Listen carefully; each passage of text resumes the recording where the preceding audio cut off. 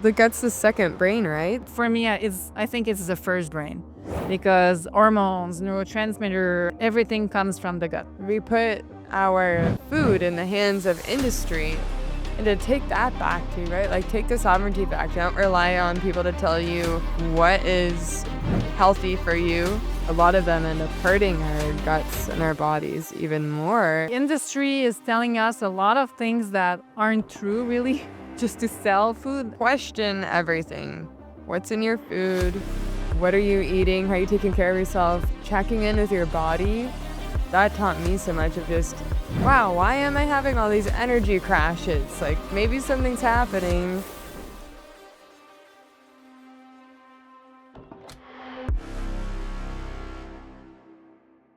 So today, guys, we are here with Jen.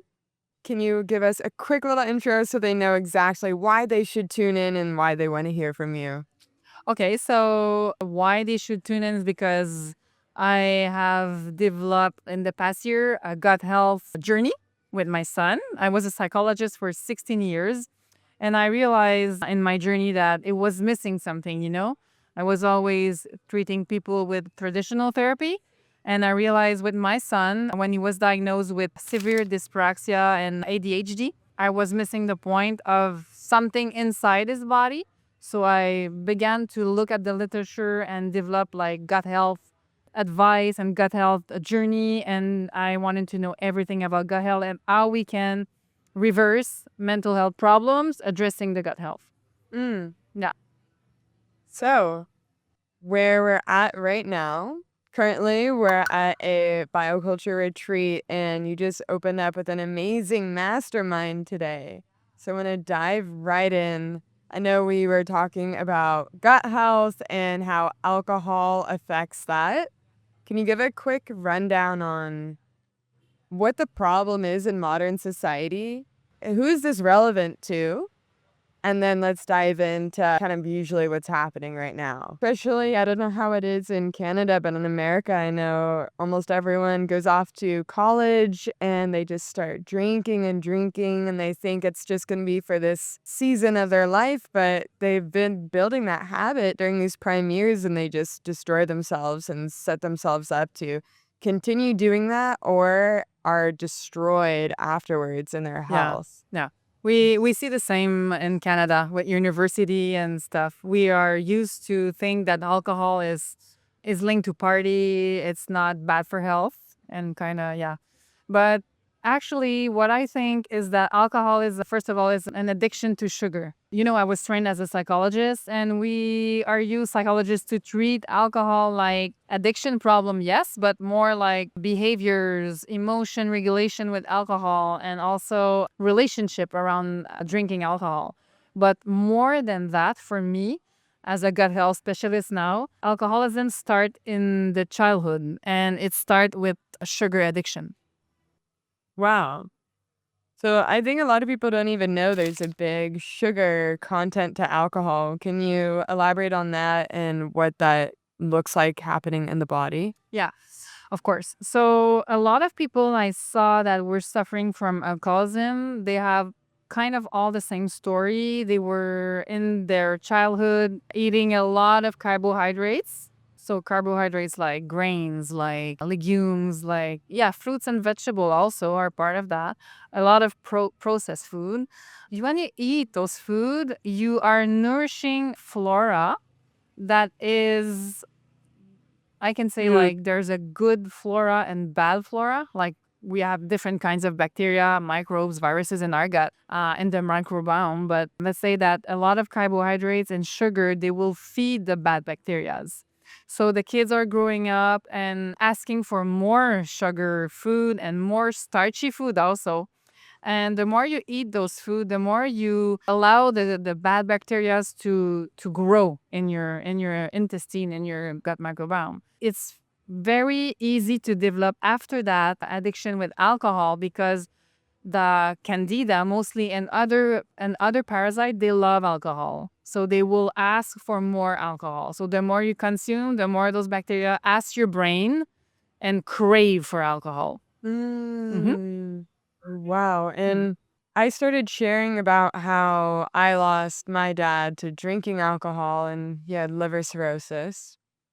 And so many people in the comments said, I don't understand, like, what is actually happening to your body when you're drinking alcohol. I thought that you could only, OD in one night, like if you had too much alcohol, but other than that, like, there aren't big health risks unless you're a heavy, heavy drinker. How is alcohol actually affecting the body? Yeah, in many ways, alcohol is affecting the body. First of all, when you drink alcohol, people usually will say that you will have more acidity in the stomach. But the truth is that it affects your stomach to create the acidity you need to kill the bad bacteria. So the more the more intake you have, the more it's easy for bad bacteria to repopulate in your stomach because alcohol affects the level of acidity. And in the stomach, to kill that bacteria, you need a stomach that is very, very acidic, very, very acidic. So this is the first problem with drinking alcohol often, is that you are playing with the acidity in your stomach. And when this happens in the body, so the bad bacteria, they can flow in your intestine and affect the good bacteria in the gut. And after that, we call that a dysbiosis. So the more bad bacteria you have there, the more those bacteria will create toxin in your body. And those toxins can affect the gut wall by creating like what we call a leaky gut. So the gut is the place when we create and evacuate most toxicity in the body. So if you have a lot of bad bacteria that love alcohol, they will like grow and they will feed themselves on alcohol, create more toxin, and this toxicity will affect the gut lining. And eventually the gut will become leaky and the toxin will just flow in the bloodstream. And of course, alcohol is a neurotoxin, so flow in the brains and create injury in the brain also. What kind of injury? Well, you know how you feel when you have a glass of alcohol. You feel like the coordination is difficult. You can think clearly. So this is the neurotoxicity of the alcohol.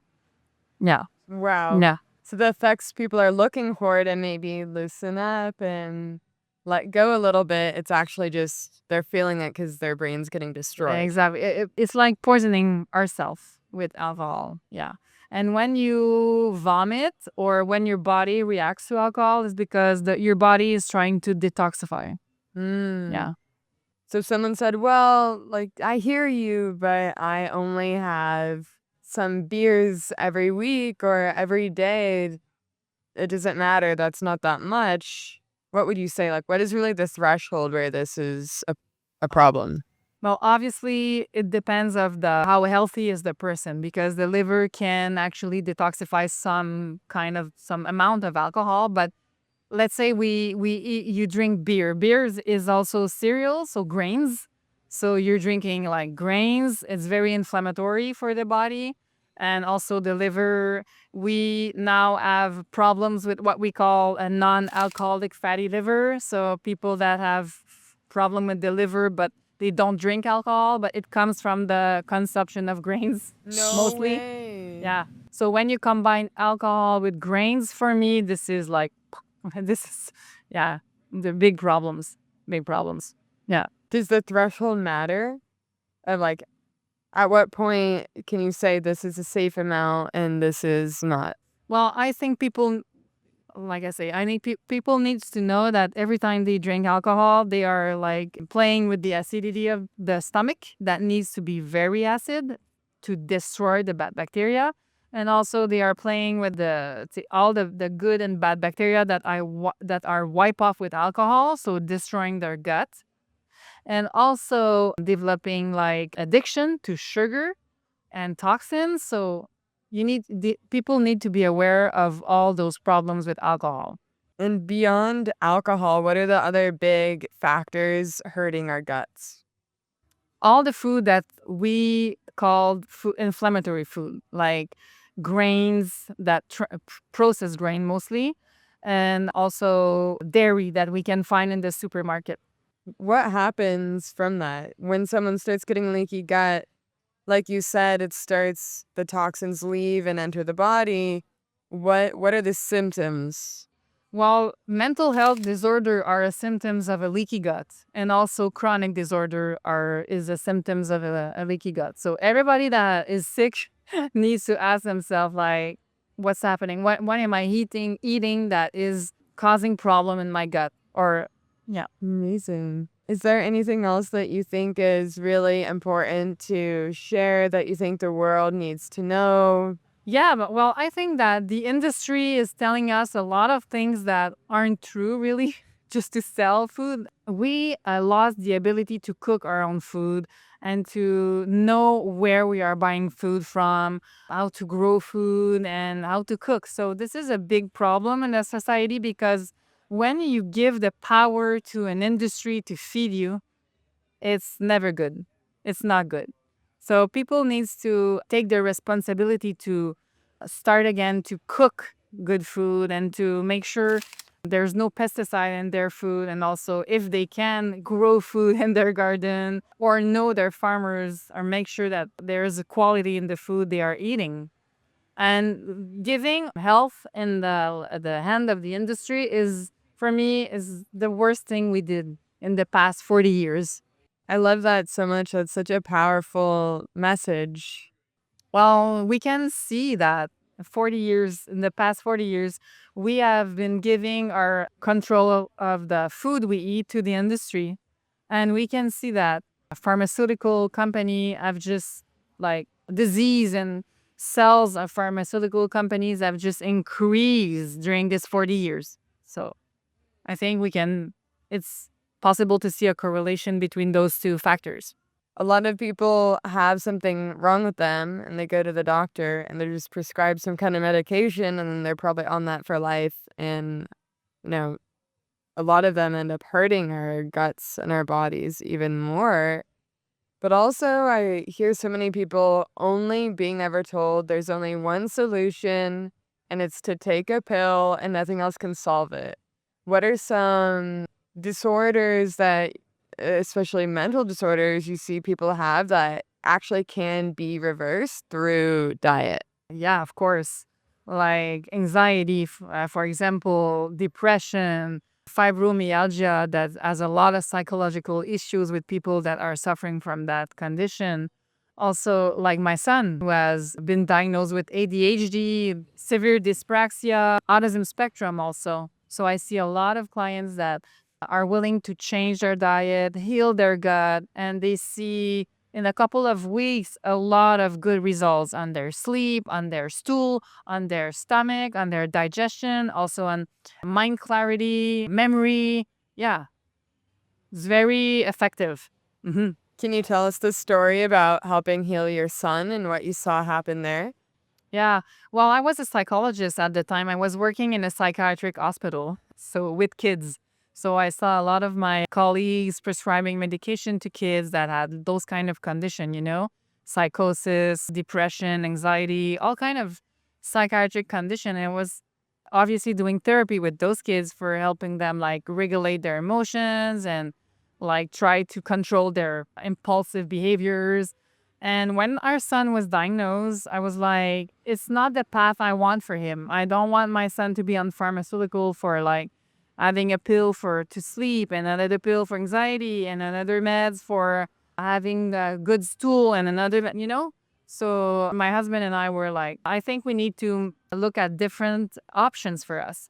And I dig into the research because I was also working in a lab at this time doing research at university. So I tried to look at different protocol, and we started with the diet that is called, like, I'm thinking in Spanish right now because we're in Mexico. So I remove lactose and also remove casein from the diet first. So we started with that first and we saw some improvement. And so we continued digging, and I just discovered the GAPS protocol, and I went and trained myself with this doctor in the US.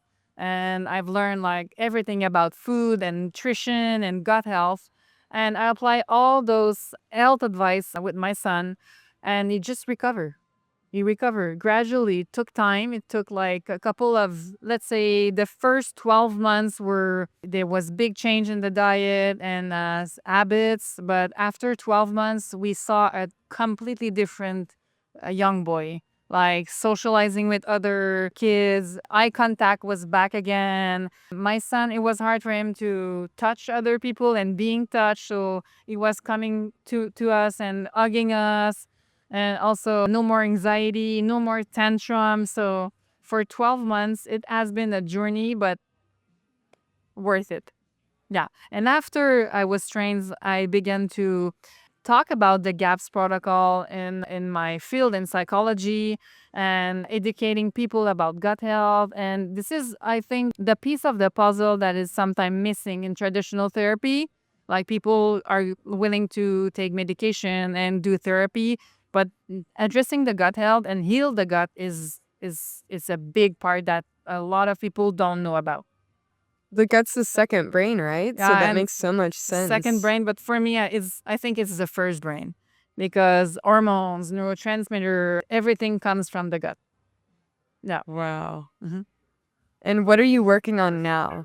I'm no longer a psychologist. First, I did that for 16 years, but I decided like 2 years ago that it was time for me to to share my message, my knowledge to other professional, other people. So I started an Instagram page. I wrote a recipe book that is in French, but it's going to be in English soon. Soon. And I'm started just to see clients in the coaching, more coaching group, individual coaching, helping a lot of families in coaching all around the world. So now I have clients like all around the world that follows my advice and call me, and yeah, I help them with their kids.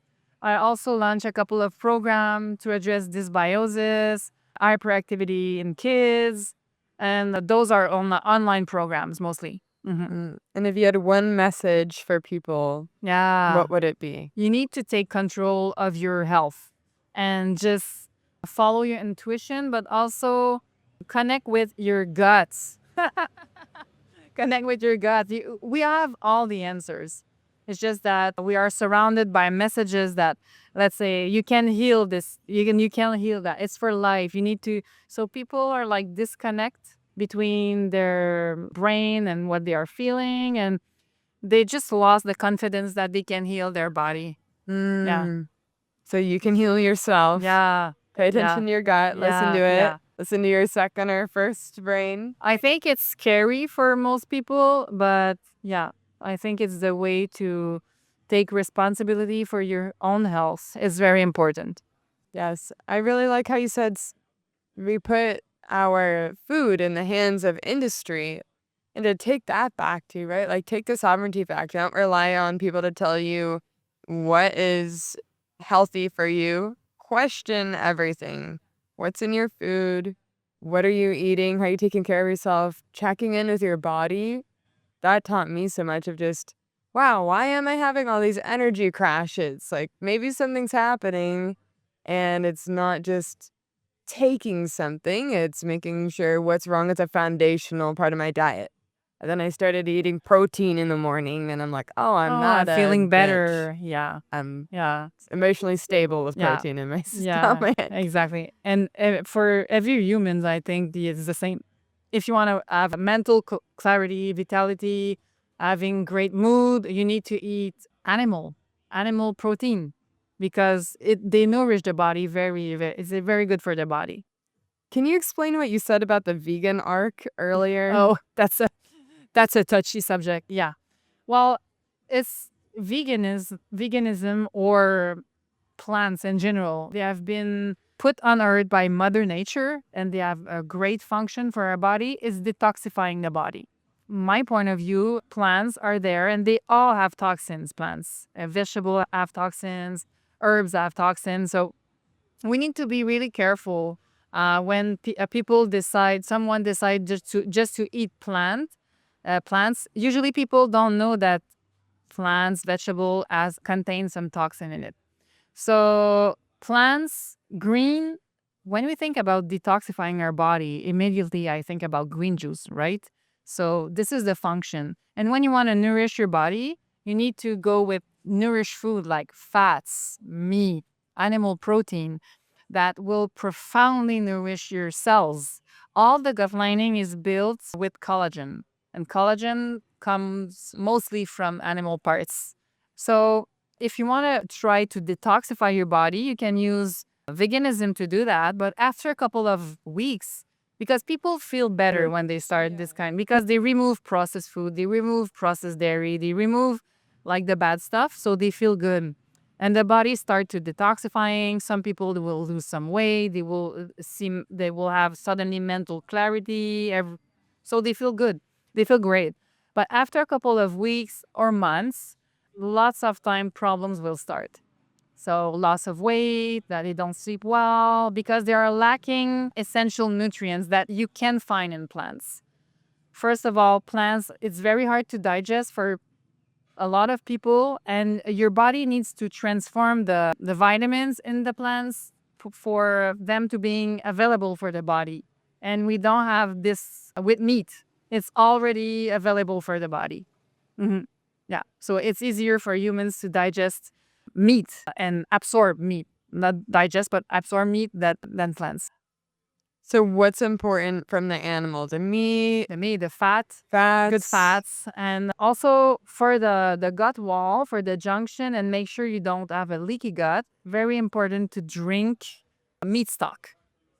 So meat stock every day if you can. So meat stock is like you do a broth with parts of meat and gelatinous part and ligaments and also a neck or some parts of the animal to have a very like jelly broth. Yeah, this is really good for the gut wall.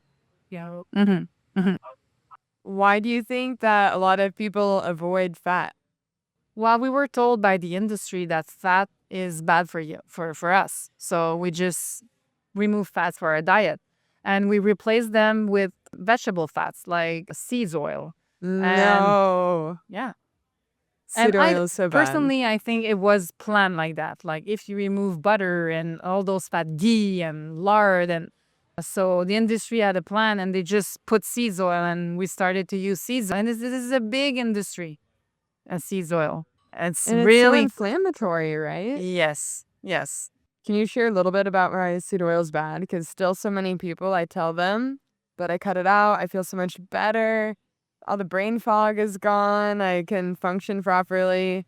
And they're like, no, it's heart healthy. Ah, Well, okay, there's a couple of things to know about seeds oil. First of all, a lot of them are processed. They are all processed with corn, and corn is very hard to digest if it's not like soaked and fermented for weeks and weeks. We can digest corn.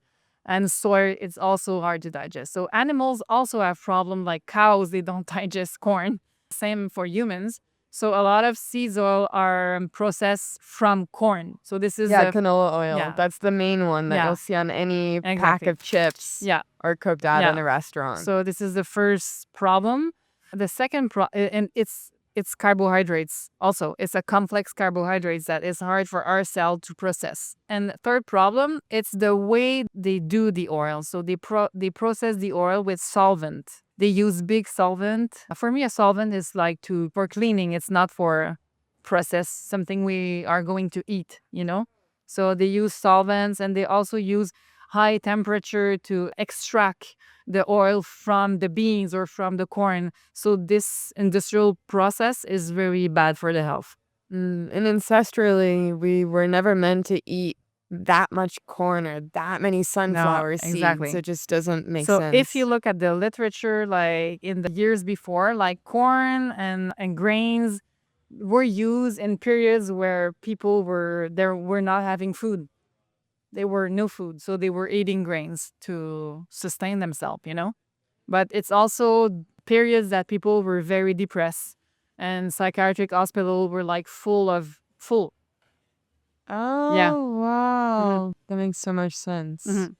So switch the seeds oil for good fats like butter, like ghee, like lard, beef tallow, my favorite. If someone can't get raw butter, what do you think is the next best alternative? Just normal butter? Yeah, you can Or have is tallow or lard you have better? culture butter from raw butter, and you have also like pasture butter from a cow that has been eating like grass. You can find that. So culture butter from a healthy cow. I prefer regular butter than than seed oil, obviously. You said that's so important because the gut lining, right? It's all about that layer, which needs a lot of that collagen, which is coming from these Yeah, animals, right? animals. Yeah, animal parts and also ligaments. Do we say ligaments in English? Like Yeah, all the yeah, gelatinous parts of yeah, the, yeah, yeah. yeah. Collagen comes from those parts. Yeah, friends who love making jello or Yeah, like jello. gelatin. And also the skin, you know? Mm-hmm. Skin. So when you cook your meat broth, you can add skin because the skin contains a lot of collagen. Everybody knows that. When you're getting old, you get older. Well, your skin is absolutely glowing, so I want to do whatever you're doing. Thank you. I put like beef tallow every day. Yeah. My daughter, she's like, Mom, you smell like cow. I'm like, yeah, I just put beef tallow in my face. And slathered up. Yeah. And at this retreat we're at, Ben, the founder of Shilajit, is here with Shilajit, and he was telling me about how much this increases collagen. Did y'all talk about that at all? Yeah. So I don't know exactly the mechanism of this supplements, but it's an herb. So it can trigger a collagen, like collagen from the water that we see in some plants, algae and everything. But also it's very good for hormones. Those herbs are good for hormone health. Yeah. And why is balancing hormones important? The mechanism in the gut is just that activating some good bacteria in the gut. A lot of hormones comes from the gut. So yeah, Oh, so they're not getting produced properly if your exactly. gut's out of track. Exactly. It's just like supporting your gut flora to create some hormones. And you Basically. mentioned the GAPS diet. Yeah. What is My that? favorite diet in the world. It's a healing protocol. We some people say GAPS diet, but it's actually a healing protocol. What is it? GAPS is for gut and psychology syndrome. It's a protocol that has been written in 2004 by the Dr. Natasha Campbell McBride. She's a neurologist and also a nutritionist, and she decided to heal her son from autism, and she wrote a protocol about gut health. And my husband and I, we found her protocol when our son was 4 years old, so in 2012. And I found this protocol amazing for healing the gut, like tight the junction of the gut wall, allowed the toxicity to flow in the body, in the stool instead of in the bloodstream. And I decided to Awesome. train myself in the US, and that's about it. Thank you so much. Thank you. Just got a whole crash course on gut health, what not to eat, what to eat, how to balance your hormones, how to adjust your mental health in a natural way just by the power of what's in your food. Thank you, Jen. Thank you, Nikki.